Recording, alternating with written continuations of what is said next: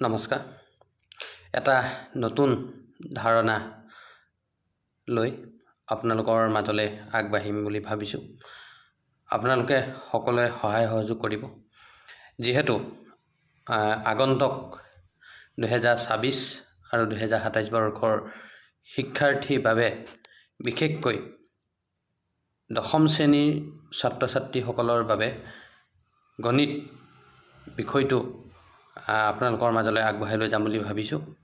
সেয়েহে সকলোৱে সহায় সহযোগ কৰিব আৰু যিমানখিনি পাৰোঁ আপোনালোকৰ সহায়ৰ কাৰণে মই চেপ্টাৰ ৱাইজ আৰু প্ৰতিটো এক্সাৰচাইজ আপোনালোকৰ বাবে আগবঢ়াম আৰু আপোনালোকে অহাৰ কালিৰ পৰা অৰ্থাৎ 10 তাৰিখৰ পৰা 10 মে' 10 তাৰিখৰ পৰা আপোনালোকে নিয়মিতভাৱে প্ৰতিটো চেপ্টাৰ ৱাইজত আপোনাৰ ফাৰ্ষ্ট ৰিভিজন আছে, ৰিভিজন 1, 2, 3, 4, 5 5টা ৰিভিজন আছে।